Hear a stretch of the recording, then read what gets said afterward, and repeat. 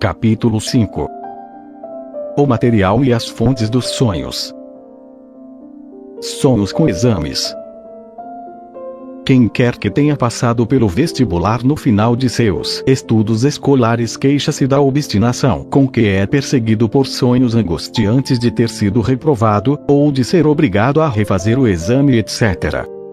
No caso dos que obtiveram um grau universitário, esse sonho típico é substituído por outro que os representa como tendo fracassado em seus exames universitários finais. E é em vão que fazem objeções, mesmo enquanto ainda estão adormecidos, de que há anos vêm exercendo a medicina ou trabalhando como conferencistas da universidade ou como chefes de escritório.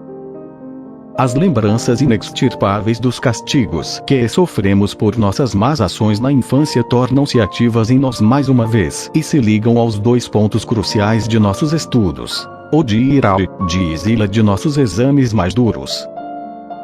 A angústia de prestar exames dos neuróticos deve sua intensificação a esses mesmos medos infantis. Quando deixamos de ser estudantes, nossos castigos já não nos são infligidos por nossos pais ou por aqueles que nos criaram, ou, posteriormente, por nossos professores. As implacáveis cadeias causais da vida real se encarregam de nossa educação ulterior, e passamos a sonhar com o vestibular ou com os exames finais. E quem não tremeu nessas ocasiões, mesmo que estivesse bem preparado para as provas?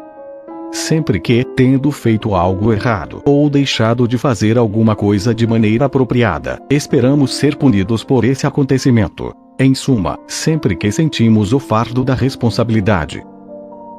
Por uma explicação adicional sobre os sonhos com exames, tenho de agradecer a um experiente colega, que certa vez declarou, numa reunião científica, que, ao que ele soubesse, os sonhos com vestibular só ocorriam nas pessoas que tinham sido aprovadas, e nunca nas que foram reprovadas nele.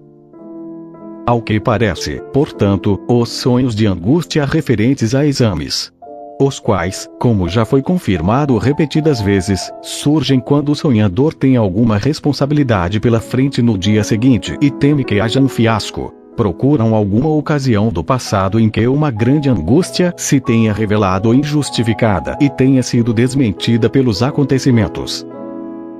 Esse, portanto, seria um exemplo notável de conteúdo de um sonho ser mal interpretado pela instância de vigília. O que é considerado um protesto indignado contra o sonho. Mas eu já sou médico, etc.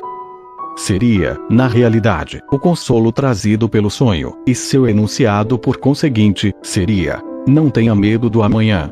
Pense só em como você estava ansioso antes do vestibular e, no entanto, nada lhe aconteceu.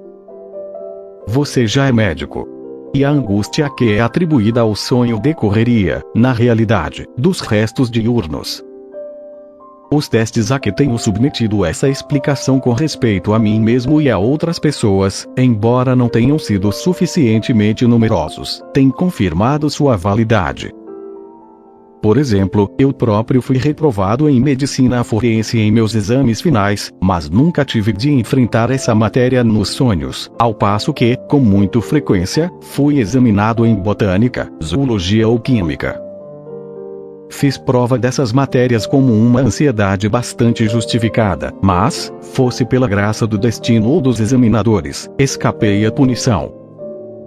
Em meus sonhos com provas escolares, sou invariavelmente examinado em história, na qual me saí brilhantemente. Embora apenas, é verdade, porque meu bondoso mestre, o benfeitor de um olho só de outro sonho, não deixou de notar que, no papel que lhe devolvi com as perguntas, eu havia riscado com a unha a questão do meio entre as três formuladas, para avisá-lo que não insistisse naquela pergunta específica.